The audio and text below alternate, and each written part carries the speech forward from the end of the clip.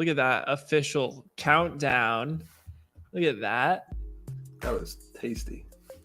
The official countdown is on. It was counting down Friday morning. Let's go. Happy Friday, Matthew. How are you, man? Doing well, man. How are you doing? Happy Friday to you. Yeah, we're here. We're out here. Welcome to those watching the recording. I know you want to hop right into it, so we'll give a little context here, and then we'll wait for the rest of the people to join. But today, obviously, is Friday. It is June 2nd, and we've got a really exciting free training for everybody today. Obviously, we're going live on the Ad Class page. We're in the Ad Class group as well on Facebook, completely free. Go to facebook.com/groups/free ad class. That's where we go live. If you have any questions, that's the best place to ask us. But today we're also live on YouTube, so check us out. We'll throw the link to our YouTube channel on the Facebook Lives as well. If you're not subscribed, join 1,400 other people who are subscribed to us on YouTube. So that is exciting. We're pumped that we've got that going now. But today we've got a really cool training and something different from what we typically do here at Ad Class. Obviously, we're usually focused on ads.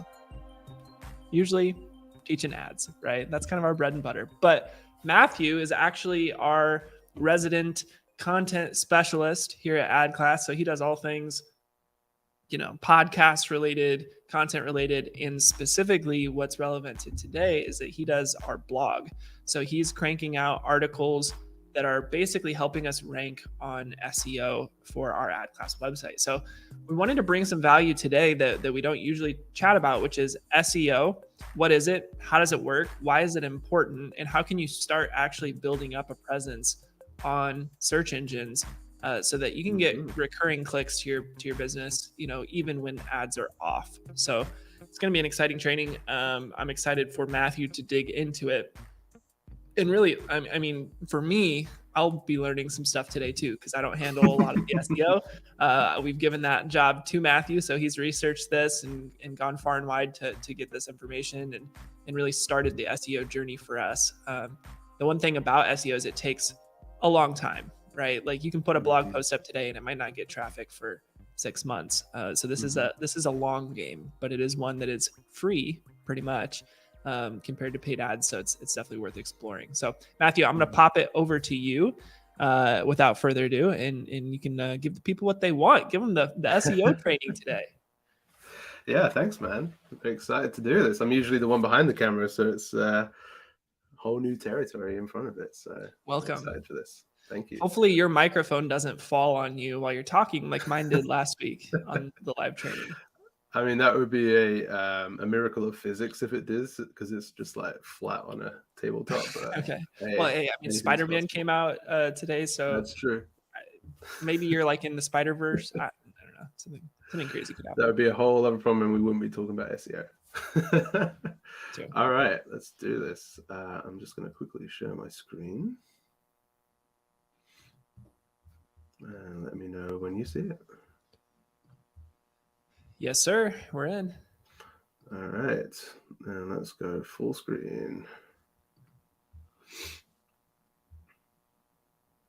Is that full screen for you? Yes, it is. All right. Excellent. Because it looks not full screen for me. Okay. SEO. This is fun. Like Dakota said, obviously we specialize in paid ads, but we've realized that having an organic presence is also important. So I wanted to run through a couple of things that I've learned while going through the process of building a blog for Ad Class, creating the podcast, posting articles every week as possible. I've learned a lot, and this is a little bit of what I've learned. So hopefully it helps you guys out. So here we go. Fact number 1, 68% of all online activities start with a search engine, which is not surprising, I guess. Fact number 2, 51% of all website traffic comes from those organic searches. Again, maybe not that surprising, but here's where it gets interesting. Fact number 3, 75% of searchers never click past the first page of results. So this means that where you rank on those search results is going to be of huge importance to getting your message out there, getting your product out there, whatever it is. and just being relevant in the marketplace. So how do you get on that first page? How do you rank highly? And what does that look like in terms of gradual success? So if an article is published but no one can find it, does it actually exist? I went through this. The first couple articles I posted, I was like, man, there's no search results. There's no like traffic coming in at all. And I didn't understand like what was happening. I thought, as long as you publish it, it's going to appear places, yada, yada, yada. And there was so much to it that we didn't realize. So, a message is pointless if nobody can receive it. And that is exactly where SEO comes in. So SEO, search engine optimization, the process of growing a website's organic search traffic. There is so much that goes into it. And it's more than just getting any piece of content out there. It's about transmitting the message and not just creating the message.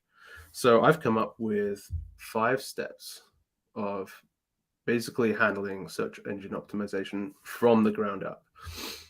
So we've got keyword research, we've got content creation, we've got on-page SEO, we've got link building, and we've got indexing. And each one of these is as important as the last. And I'll go through each one and just show a few things as to what you can do, either with a wealth of technical experience or like me when I was starting out, just learning the ropes. There's a lot you can do with just intuition as well. So we'll start with keyword research. So this is the area that I was most familiar with, based on previous work positions I've done. I've worked a lot in keywords, and so this is the area that I knew a fair amount, but not necessarily within a commercial space. So what are some things you can do to actually do keyword research? So a very simple way, and I'm going to jump on one analogy that we've used a lot on ad class for examples, is sneakers. We love sneakers here. I don't know what it is, but I love sneakers. Maybe you've gotten me a little bit into it, I will say. A Just little a little bit. bit. A little My bit. feet are like unproportionally large, I think, to wear like J's. So I'm not there yet. That's true. But those New Balances that you the got, 550s. those 550s, I've been wearing those. That's for sure. Yeah, I'm the sneaker plug of ad class. That's for sure. Shout out to Liam, who's probably watching as well. He's my sneaker brother as well. So we're gonna keep running with the sneaker analogy. Utilize Google's auto completion function. So if you search, anything, and we're going to use men's sneakers here, you are automatically given some of the top ranking keywords around the topic or subject of your focus. So say, we've used this a lot, we're designing a new sneaker and we want to be able to get it out to the most people as possible. And how do we go about doing that? Well, if you just type in men's sneakers, you'll see, casual, Nike, Sale, Adidas, New Balance. These are all great, but you need to know how to actually understand audience intent at that point. So, we see these results and we see they're looking for a very specific brand, or they're looking for the best place to buy them. So, sneakers sale is going to clearly move to that side of things. So you need to understand what your audience is searching for, and that's a fundamental part of keyword research. Another one is free keyword tools. Dakota is going to put up a link with a collection of really great free keywords tools. This is Ahrefs free tool.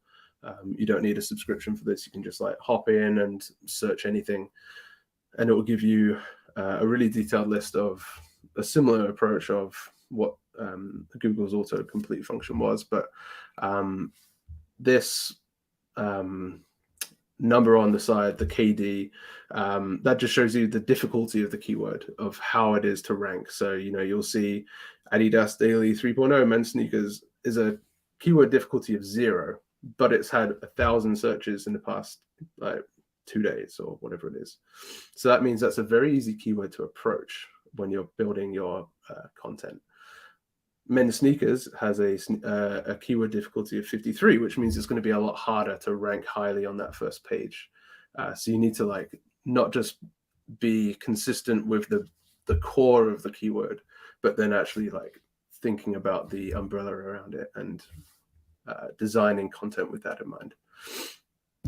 We love AI here at Ad Class, and we're just going to keep using it because it's just so helpful.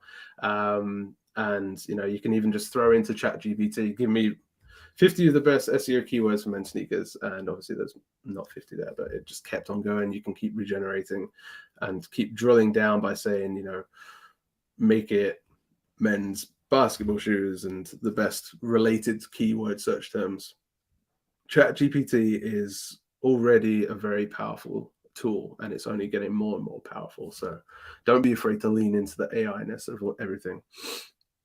And then if you are more invested and want to go down the paid route, we actually have an Ahrefs account here at Ad Class, and it just allows us to drill down even further and understand what is being searched around the related topics. So, if I was going to write a blog article about Hyros, which is a sales tracking platform, I want to understand what else is going on around outside Hyros so I can attack and target competitors or catch other search queries that might be relevant to the article that I'm writing. So with that in mind, we come to content creation. So you might remember from the 5 steps as content creation and on-page SEO.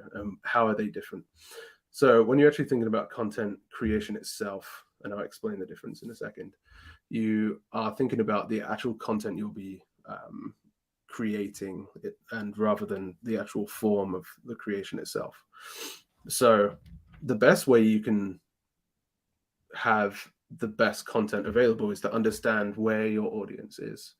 So, taking men's sneakers in mind, a lot of people, myself included, when they're researching a sneaker or they're understanding like what's coming up, I'm going to go on YouTube. I'm going to search, upcoming Jordan releases, and there's going to be like a ton of people on there that are going to run through the quarter's releases and give more details about, release date, price, all of the details of the materials, etc., etc.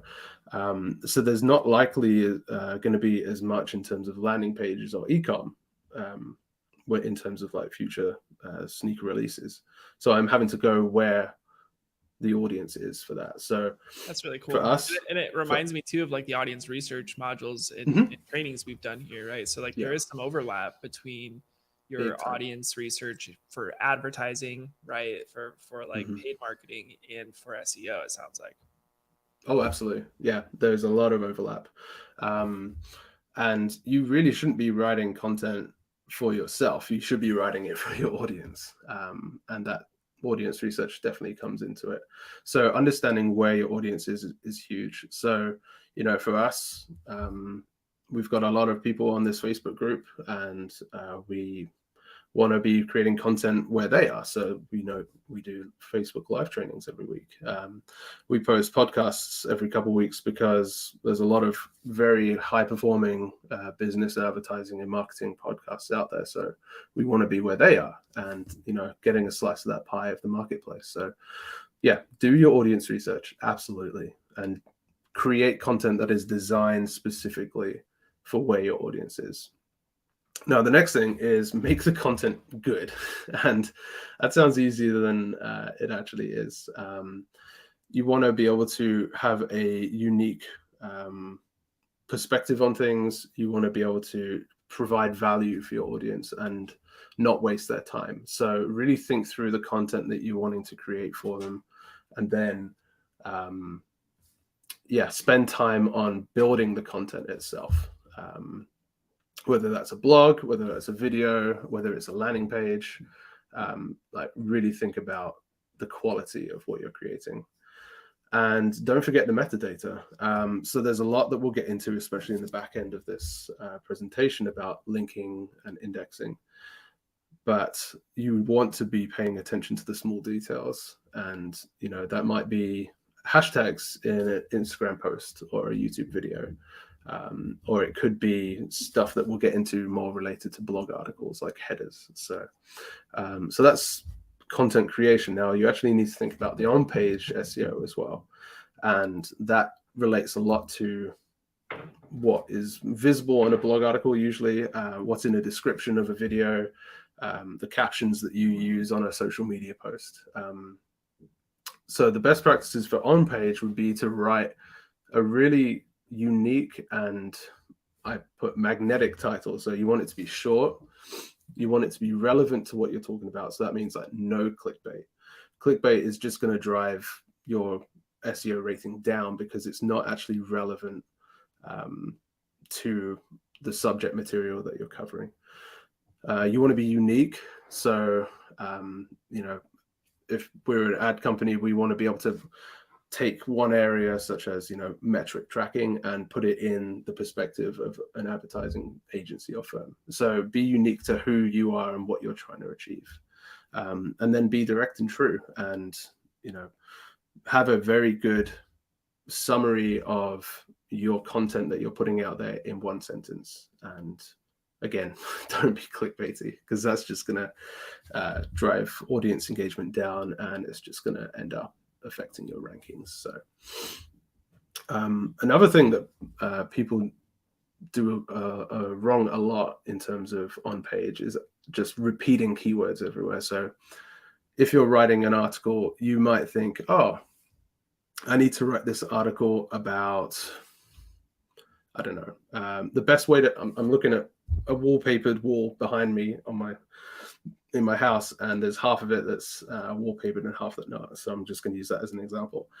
A how-to article on how to wallpaper a wall. So you might be thinking, oh, if it's about wallpapering, I need to put the word wallpaper or something like that everywhere. You don't need to do that. You can mix it up. The sentences start to sound so redundant. I've seen articles like that where it's like, here's how to wallpaper your wall. And the first step of how to wallpaper your wall is go to the wallpaper store and get wallpaper, right? And then second step of how to wallpaper your wall, they repeat. But what you're saying is like you don't yes, keyword density is important, but you don't necessarily have to just restate the same keyword 10 times in order for it to rank. Exactly. It actually negatively affects rank, because then it becomes, we pass our content through AI checkers. So be careful when you're writing your content with AI involved. That happens a lot, where it's just a keyword dense forest, basically.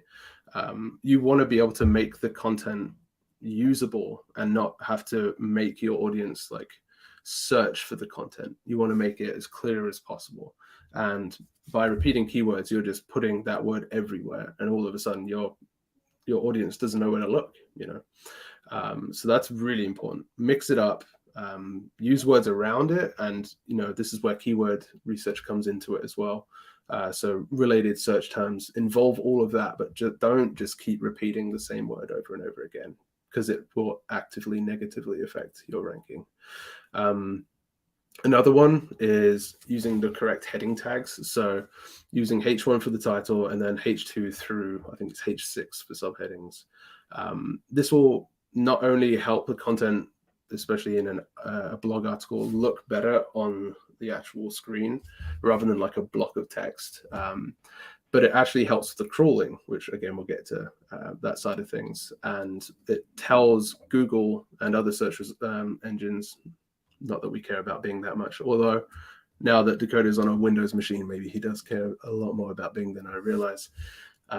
Google cares about what they can grab from your content in an instant. So if you're able to clearly lay out headings and subheadings, Google is going to be like, oh, okay, this is the right area for this search result. I'm going to put it there. If it's just a block of text, it's just not going to be crawlable as easily.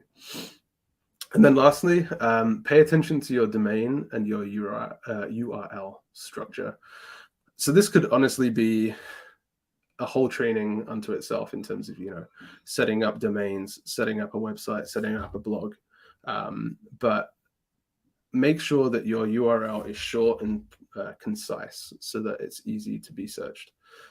If you've got a huge, long keyword tail, it's just going to mess up search results. And especially if they're not directly relevant to what your content is, that's just going to negatively impact the keyword ranking. So pay really close attention to how you're structuring your domain and the URL of the content itself. Yeah. Next is link building. This is, again, another one that could probably do with an entire training of itself. But I've boiled it down to how to create good link chains. So a link is basically when a website takes your URL and says, this is good. It's almost like a vote of confidence in the content that you've created. So think of it like if a news article is referencing a specific event that happened, when, for example, Elon Musk, he buys Twitter, there might be a really good opinion piece on a different website that they would link to build authority. So that's an example of a link. Now, this could look very different depending on what your content is, depending on what who your audience is, and depending on the goals that you want to achieve. So this is basically 4 very simple ways that you can maintain good linking and create links themselves. One that I will say do not do is do not purchase links, because that ends up usually not being relevant to your content. And the best way to create a good link is to create good relevant content that other people want to use. So the first thing is to publish it far and wide. So, when I produce a podcast, we don't just put it up in the RSS feed and leave it be. We're posting reels about it. We're posting blog articles about it, trying to get out the message as much as possible. So it has to be discovered to be linked, basically. So make sure that you're getting it out there to a point where it can be discovered widely. Second, promote your content, and maybe that could be a paid ad. Talk to us about that if you want to learn more about paid ads. If you're in this Facebook group, you're in a good place to learn about paid ads. We'd love to talk to you more about that if you need to learn more. But promoting your content is a very effective way to get good links and to create that sense of authority. Third, appeal to that authority. Put links in your content. So, one thing I do a lot when I'm writing articles is I link forward to other websites that have said something either better or similarly around an area that I'm working toward. So appeal to the authority that's already established, and that creates that chain. So it could link back, or backlink, if you will. And then lastly, just be consistent, not just in terms of how much you publish, but what you publish. So don't just get content out there for the sake of it. Make sure it's really good quality, because again, it builds that authority. And release on a regular cadence. Otherwise, your search results are just going to keep going down. You need to be keeping on creating as much as possible and sharing it as much as possible. And then lastly is technical indexing. So this is the area of things that I wasn't as versed in, and it has been hugely helpful learning about indexing.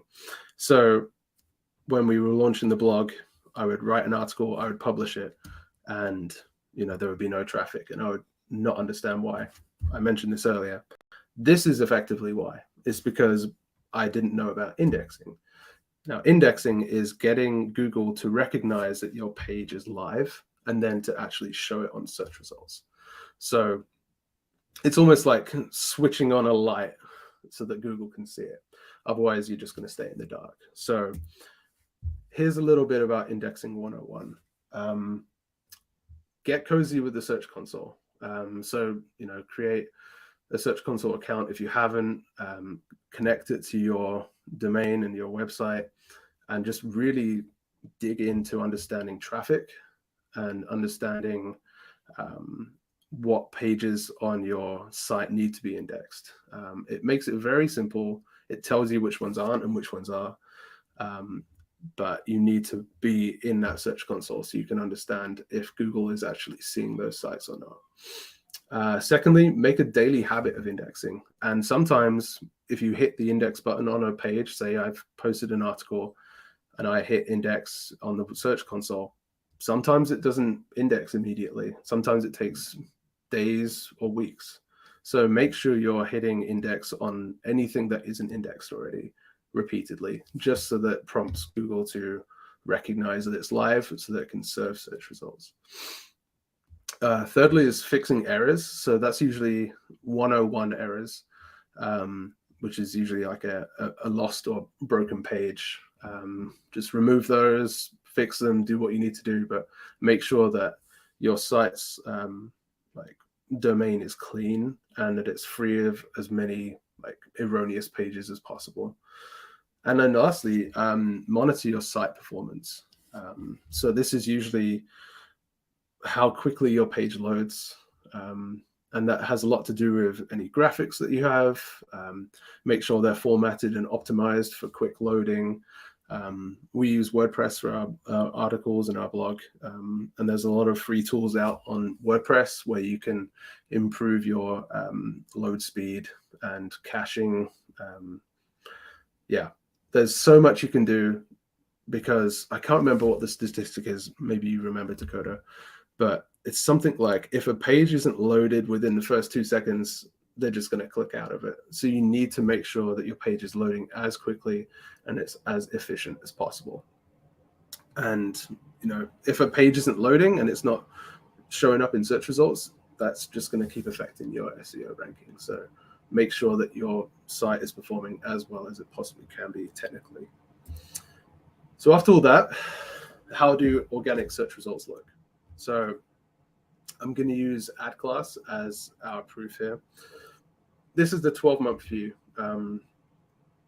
of the site. So impressions is the line in purple and clicks is the line in blue. So for the first part of the year, we hadn't launched a blog and we weren't actively approaching SEO or organic in any like strong particular way. We had a website, but we weren't doing much to like build it, if you will. And then about March, we started to build more into a blog and actually create content. And you can see that in the impressions. When people would search queries related to ad class or things that we've posted in a blog, that would start showing up on that first page of Google results, and people were starting to see us and increasing visibility. Now, one thing that I will note here is that clicks doesn't necessarily always change. We had a big improvement, obviously, but you still need to be able to create content that is directly targeting your audience and relevant to their search terms. So that's not always going to be a one-to-one correlation of impressions equals clicks. You need to keep building that authority to make sure that you're generating clicks and not just impressions. But you can't have clicks without impressions. So you just need to keep building and keep working on your SEO. And here's a couple top pages recently that we've seen. So one of the best performing articles that I've written for us recently was connecting Adveronics with Google Sheets, which is very specific. And I love that one because it is so specific, right? So there's like, that's one thing about SEO that like your creativity is sort of like the only limitation, because what we did internally, and Matthew helped us lead this charge, is we thought through what do we do as an agency, as a marketing agency, that when we've Googled it, there's been nothing to help us with that process, right? And we use a plugin called Adveronics, which basically helps us get our ad account data into Google Sheets. And it's a small plugin, but there is a niche group of people out there that uses it. And so we're like, well, we've tried to figure out, like, we just had to figure it out, right? There was no YouTube videos, there was no Google articles. It was like, if we got stuck, we would just try to like figure it out. Well, so we were talking internally, we're like, we need to make a blog article about what we figured out, how to use this thing, right? And would you look at that? Since there's nothing else ranking, the competition is low, it very quickly became one of our top articles. We've gotten 31 clicks to our website just from that one Mhm. article. And you can go to Google and actually just Google Adveronics by itself, and we are the seventh search result. Mhm. The AdClass website is, which is really cool. Yeah, it's super cool. And it just goes to show, understand where your audience is or where they want to be, and sort of intercept that path and put yourself out there and be like, hey, I've got the answer. And especially if no one else is doing that, then get ahead of that. If you remember that, the keyword tool for keyword tracking, look at those low ranking keyword difficulty search results and get on top of those, because that will generate clicks and that will get traffic to your site. And it's Because important if no one too. else is talking about it. My question here, Matthew, when did you Yeah. post that Adveronics article first? Because that was one of our first ones, right? And we've I got a believe lot it at this was. point. Yeah. Let me have a look real quick. My point being, it takes a while, as Matthew said earlier, it takes a while to index. It takes a while to get to a place where these blog articles are actually getting some traction, because Google is like basically deciding, is this good content or not, right? Is this actually helping people? When people click through, do they stay on the page or do they bounce, right? Like all of the stuff we talked about, Google is figuring that out. And so we posted this Adveronics one a while ago. Matthew's probably pulling up when it was. And yeah, somebody just put in the chat. Yeah, usually takes about 6 months, right, to see traction. That's absolutely true for what we're seeing. We started SEO like a little over 6 months ago, like posting blog articles, and we're finally now starting to see the fruits of our labor. And obviously, we're a very ad-centered company, so we love to help people get traction instantly via paid ads. But this is like a strategy that you have to be taking in order to build the reputability of your brand over time, right? Like this is, once you have this made, there's no more money that needs to go into it. It just will get better and better over time. Yeah. So we published that 21st of March, and we're into June now. And there's a lot that I've published since then that we won't see results and traffic for another 3 to 6 months. It's not buying a tree, it's planting the seed, and watering it and making it grow. And over time, you'll see that growth in traffic, but it's not always going to be instantaneous like this. So it's about being consistent, and it's about providing actionable information that people actually want, which is absolutely critical. So, and this is we're by no means, masters of organic or anything. Like Dakota said, we've only just really started doing SEO and organic stuff in the past 6 months, now that we've got a blog going. So, this is us learning, and I'm just sharing what we're learning, because, we don't have it made. But this is an important part to running anything profitably, I think, is not just having a good ad strategy, but also an organic strategy where people can see that you're active. They can see that you are speaking with authority, and that you are caring about what your audience is interested in as well. So I think that's really important. So yeah, the journey continues. Go organic, not just in your fruits and vegetables. Keep that organic search effort going and keep putting out content, and you'll see those results change. Yeah. Or it's, as I say, like, just being it, just being it, Matthew. You'll have to listen to the upcoming episode of the Ad Talk podcast coming out on Wednesday for that one. But just being it. Yeah. So Matthew, I have a question for you, because obviously we're fans of AI at AdClass, as you mentioned, and a lot of people since ChatGPT came out, and all of these conversational AI things that have come out that they can write blog posts for you in about 2 seconds. They're like, well, shoot, I'm just gonna have AI write my entire blog now, and I bet it's gonna just crush for me. What do you think about that? That's really dangerous, especially when it comes to just copying and pasting. Now, I'm not going to get into the ethics of plagiarism and whether that's even morally the right thing to do in terms of actually taking that content and passing it off as your own. Just speaking technically, that is something that Google are increasingly looking out for and penalizing in a sense. So like I said earlier, it's not just about getting content out for the sake of content. It's about actually putting out good, unique, valuable content. So what I do, part of my writing process when I'm writing an article, outside of just researching what other people have done, is, I'll go into ChatGPT or Jasper or another AI product and ask it for an outline of, why is SEO important, for example. And I'll take the ideas, but then filter it out into the world using my own voice and the voice that we want to be putting out there as ad class. One thing you can do, there's AI detection tools that Google uses a lot. If you grab a bunch of text or a URL and throw it into an AI detector, that's going to show you a lot about who is actually writing the content. And Yep. The meaning of our words derives from who we are. Right. And if we're not speaking with authority and we're not speaking with care, then it's largely meaningless. So we need to be speaking with care. We need to be taking the time to actually create good quality content and not just getting something out there just because we feel like we have to. 100%. And that's it. So Google, for what I've heard, Google is actually penalizing people. Yeah. You hear me? Did you hear me say penalizing? I did that for you, Matthew. Thank you. Penalizing. I said it the right way just for you.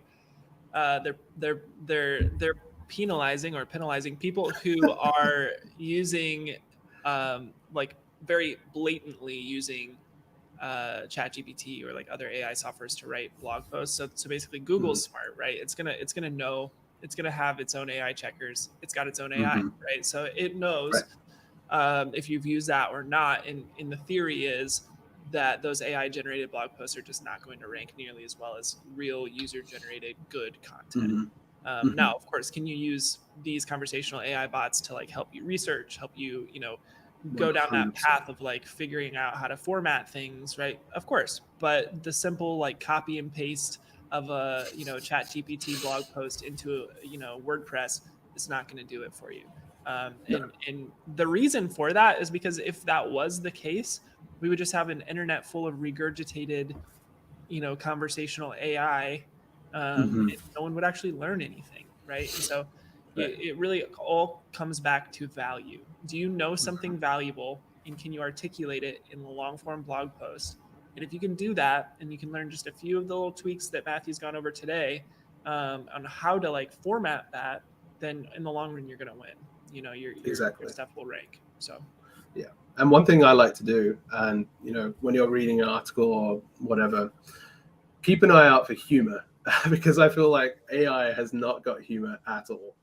Even if you say, or content, context. If you say to ChatGPT, tell me a joke, it's going to be terrible. It's awful. I'm a lot funnier than an AI. That gives me a lot of self-satisfaction. Yes. So I like putting humor in a blog. And that's just a really easy way to humanize and to engage an audience and to, demarcate it outside of what an AI would create. So that's just one really simple way, is just get some jokes in there, That's right, dude. Because I was on Reddit yesterday on the ChatGPT subreddit, and people are theorizing that ChatGPT 4.0 is getting worse day over day because it's learning from things that are not actually good and smart. So it's an interesting rabbit hole. But somebody in there was like, yeah, I'm seeing that too. And then there was a reply to that person, and it felt very weird. It was it felt very out of context. It was like, hello there, I'd like to ask if you would participate in a user study I'm doing for my university, blah, blah, blah, blah, blah, right? And it was a legit person asking a legit request. But in the context of a subreddit comment thread, it felt like, who is very this out of person? place. And then the all of the replies to this were like, I feel like I'm being gaslit right now because I can tell that this was AI generated and it does not fit the current context of our conversation. And so it's just funny because people want to lean on ChatGPT to do all of these things, but they're missing the the human contextualized bit that you just can't fabricate yet, right? And so I don't know. I think that's really important, and I love that I love your answer on it. You're basically ethically, I'm not going to comment on that, but ultimately we want to be providing real value here, right? Exactly. That's what it comes down to. Yeah, exactly. And if every article is generated by SEO, then it's just going to be a snake eating its own tail, Exactly. and it's just going to be putting out more and more cold and calculated content that isn't actually really going to be helpful or engaging. So, in a world where AI is being, used and in a lot of really good ways, be unique, be human, put yourself out there in a way that an AI wouldn't necessarily. Think of it that way.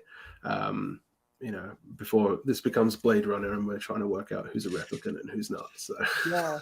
I just had an out of body experience when you were talking, because you were like, in a world of AI, like, be human. Like, when you said that, I sort of like had this weird, like, what life am I living right now? Like, where am I on planet Earth? You know what I mean? Like, you just said a sentence that I never thought would have to be said in mm-hmm. life.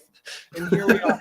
And here we are in 2023 Yeah. telling people that in a world of AI, just be a human, Mm-hmm. We're not just talking about SEO, we're talking about metaphysics, friends. Come on. Dude, it's wild. It's wild. Here we are, 2023. The future is here, and it's an interesting place to be. Mm-hmm. Get existential and write good content. Let's go. Let's go. Well, Matthew, thank you, man. Thank you for walking us through kind of your approach to SEO, and for the people in the chat, thank you for sticking with us. We've had about 10 or 11 solid viewers throughout this. We're gonna post this up on YouTube and in the group as well. Obviously, the recording. So anybody that has questions, hit us up. Would love to answer them.